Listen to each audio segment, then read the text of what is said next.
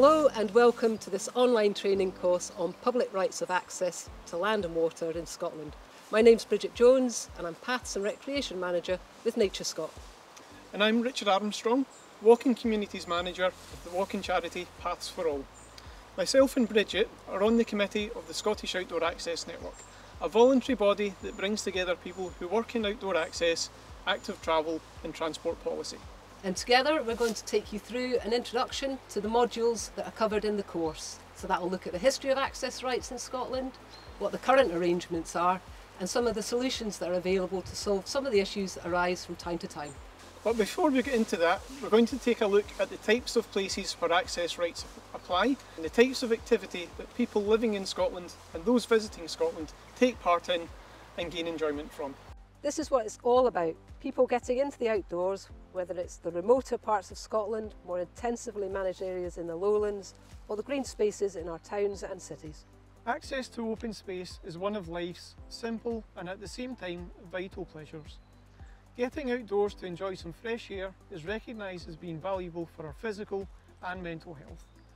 Whether we take our exercise in the form of energetic days out on the hills or a leisurely stroll through our local park, everyone who seeks time outside is rewarded with the sights and sounds of nature and a psychological boost that helps to recharge their human battery. To really enjoy the great outdoors, it's great to get beyond the built-up areas and the tarmac of roads and pavements. Our access rights enable us to be surrounded by the sound of birds, take in the fresh air and enjoy the natural world. This means we can walk in parks, on paths, open hillsides, cycle in forests, go canoeing on lochs and rivers, climbing on crags and even exploring inside caves. Prior to 2003, customary rights were based on unwritten traditional freedoms, often referred to as de facto rights of access.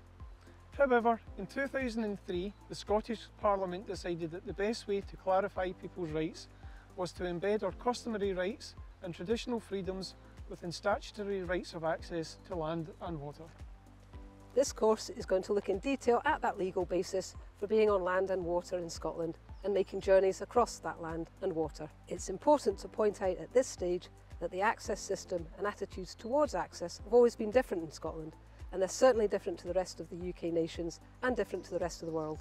We now have statutory rights of access in Scotland contained within Part 1 of the Land Reform Scotland Act 2003, referred to throughout this course as the Act. This Act is accompanied by the Scottish Outdoor Access Code, referred to throughout this course as the Code.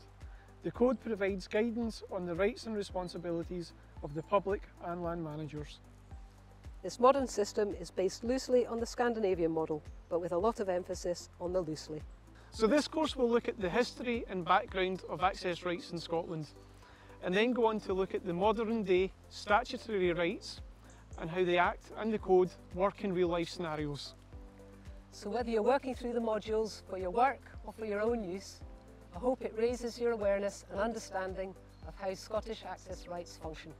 As well as the modules that make up this course, there is an existing resources section with a wide range of guidance and relevant information. Now, as much as I hate to say this, let's head indoors and start working our way through the course content.